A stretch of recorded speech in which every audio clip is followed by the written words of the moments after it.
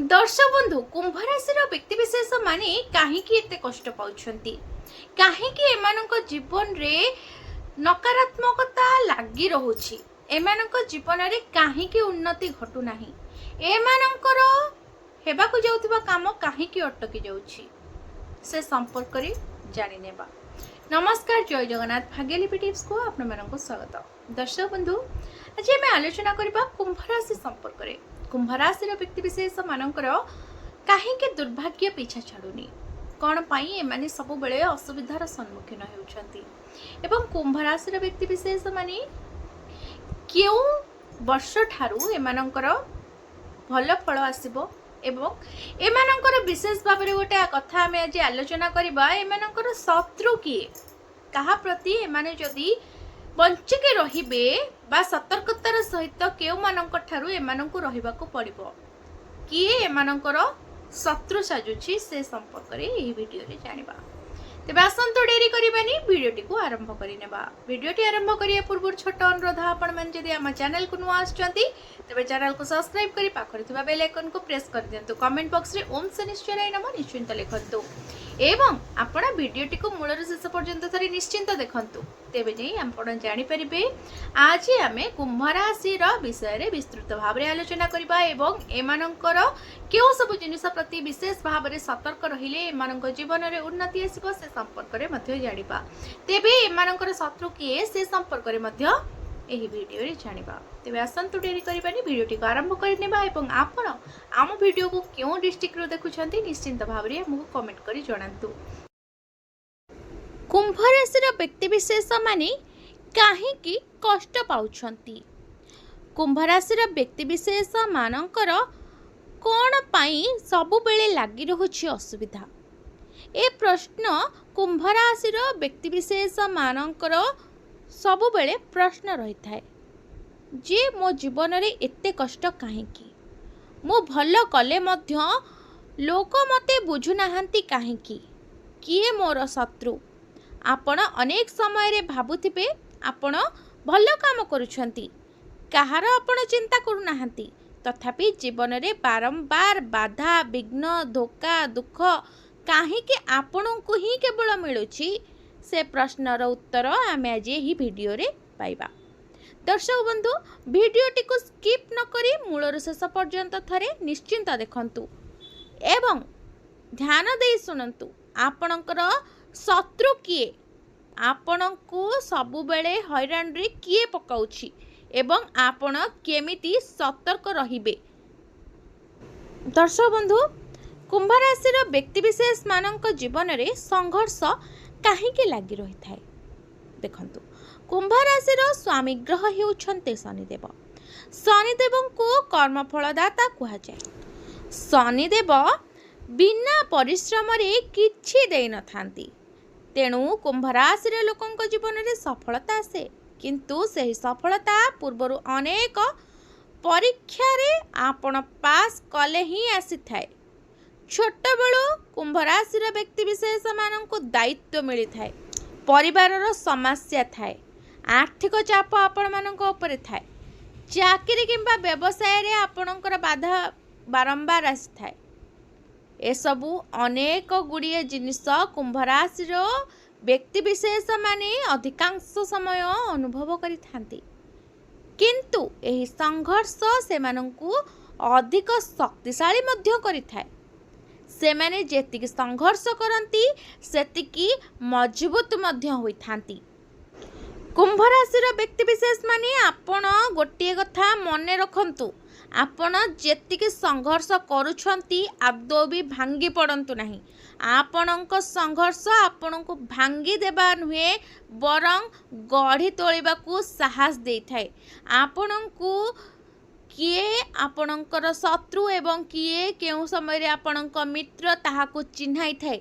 आपणकर जेतेबेले संघर्षर समय आसुछि जेतेबेले दुख कष्टर समय आसुछि आपण सेही समय रे आपणकर शत्रु एवं मित्रंकू भल भाबरे चिन्हिकी रखंतु। कुंभ राशि व्यक्तिशेष मानकर शत्रु किए गोटे बड़ प्रश्न थाए।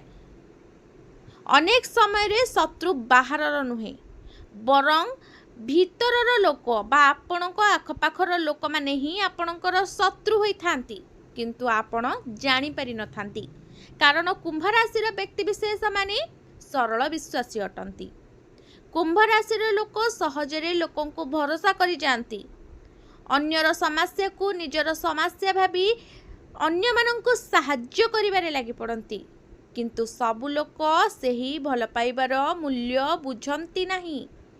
କେହି କେହି ଭରସାର ଫାଇଦା ମଧ୍ୟ ଉଠାନ୍ତି। କୁମ୍ଭ ରାଶିର ବ୍ୟକ୍ତିବିଶେଷ ମାନଙ୍କର ଈର୍ଷାପରାୟଣ ଲୋକ, ମିଛ ପ୍ରଶଂସା କରୁଥିବା ଲୋକ ଏବଂ ସ୍ୱାର୍ଥପର ବନ୍ଧୁ, ଏମାନଙ୍କ ଠାରୁ ଆପଣ ବିଶେଷ ଭାବରେ ଦୂରେଇ ରହିବା ଆବଶ୍ୟକ। ଦେଖନ୍ତୁ କୁମ୍ଭ ରାଶିର ଲୋକମାନେ, ମୁଁ ଆଉଥରେ ମଧ୍ୟ କହି ରଖୁଛି, ଆପଣମାନଙ୍କର ଶତ୍ରୁ ଆପଣଙ୍କର ଅଧିକାଂଶ ସମୟରେ ଆପଣଙ୍କ ପାଖ ଲୋକ ହିଁ ହୋଇଥାନ୍ତି। ଆପଣ ଚିହ୍ନିକି ରଖନ୍ତୁ ଆପଣଙ୍କ ପାଖ ଲୋକକୁ, ଯିଏ ଆପଣଙ୍କ ପାଖରୁ ସାହାଯ୍ୟ ପାଇସାରିଲା ପରେ ଆପଣଙ୍କୁ ନିନ୍ଦା କରୁଥିବେ। ସେଭଳି ଲୋକଠାରୁ ଆପଣ ଦୂରେଇ ରୁହନ୍ତୁ। ଏଭଳି ଲୋକ ଆପଣଙ୍କୁ ଈର୍ଷା ମଧ୍ୟ କରନ୍ତି। ଆପଣମାନଙ୍କ ଉନ୍ନତିରେ ନଜର ମଧ୍ୟ ଲଗାନ୍ତି, ଯେଉଁ ନଜର କାରଣରୁ ଆପଣ ଅଧିକାଂଶ ସମୟ ହଇରାଣ ହୁଅନ୍ତି। ଆପଣମାନେ କାହାକୁ ଅତ୍ୟଧିକ ଭରସା କରନ୍ତୁ ନାହିଁ। ଆପଣମାନେ କାହାରିକୁ କିଛି ସିକ୍ରେଟ୍ କଥା କହିବା ପୂର୍ବରୁ ଥରେ ଭାବନ୍ତୁ। ଅନ୍ୟମାନଙ୍କ ପାଇଁ ଆପଣ ଅଧିକ ତ୍ୟାଗ କରିବା ବନ୍ଦ କରନ୍ତୁ। ଆପଣଙ୍କ ଭାବନାକୁ ଆପଣ ଦମନ କରିବା ଶିଖନ୍ତୁ। ନିଷ୍ପତ୍ତି ନେବାରେ ବିଳମ୍ବ କରନ୍ତୁ ନାହିଁ। ଯଦି ଆପଣ ଏହିସବୁ କାର୍ଯ୍ୟ ଠିକ୍ ଭାବରେ କରୁଛନ୍ତି, ତେବେ ଆପଣ ବହୁତ ଅସୁବିଧାରୁ ବଞ୍ଚି ଯାଇପାରନ୍ତି। କୁମ୍ଭ ରାଶିର ବ୍ୟକ୍ତିବିଶେଷ ମାନଙ୍କର ସବୁଠାରୁ ବଡ଼ ଶକ୍ତି କ'ଣ? ଦେଖନ୍ତୁ, କୁମ୍ଭ ରାଶିର ଲୋକମାନେ ବହୁତ ବୁଦ୍ଧିମାନ ହୋଇଥାନ୍ତି। ସେମାନେ ନୂଆ ଚିନ୍ତାଧାରାରେ ବିଶ୍ୱାସ କରିଥାନ୍ତି। କଠିନ ସମୟରେ ମଧ୍ୟ ସେମାନେ ହାର ମାନନ୍ତି ନାହିଁ।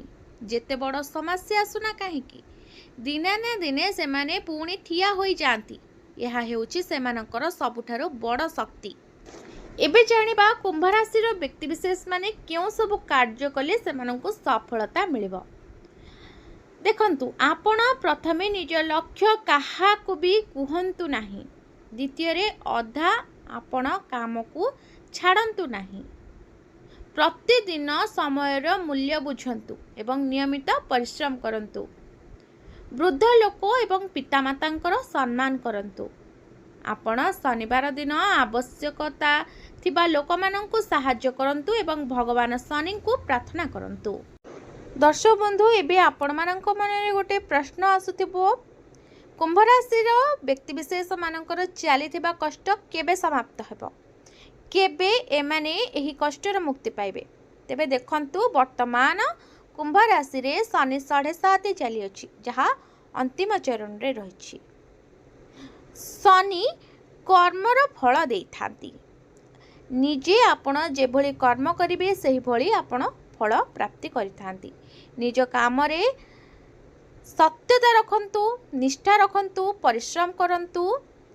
ଆପଣ କାହାରି ଉପରେ ରାଗନ୍ତୁ ନାହିଁ। ରାଗରେ କୌଣସି ବଡ଼ ନିଷ୍ପତ୍ତି ନିଅନ୍ତୁ ନାହିଁ। ଅନାବଶ୍ୟକ ଋଣ ନେବାଠାରୁ ଦୂରେଇ ରୁହନ୍ତୁ। ନିଜ ଆସ୍ଥା ଅନୁଯାୟୀ ପ୍ରାର୍ଥନା କରନ୍ତୁ। ଯେଉଁମାନଙ୍କର ଆବଶ୍ୟକ ସେମାନଙ୍କୁ ସେବା କରନ୍ତୁ।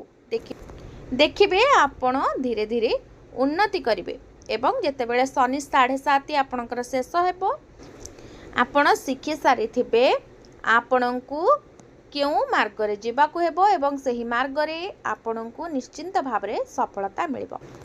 ଦର୍ଶକ ବନ୍ଧୁ, ଭିଡ଼ିଓଟି ଭଲ ଲାଗିଥିଲେ ନିଶ୍ଚିନ୍ତ ଭାବରେ କମେଣ୍ଟ କରନ୍ତୁ ଏବଂ କମେଣ୍ଟ ବକ୍ସରେ ଓମ୍ ଶନିଶ୍ଚରାୟ ନମଃ ନିଶ୍ଚିନ୍ତ ଲେଖନ୍ତୁ।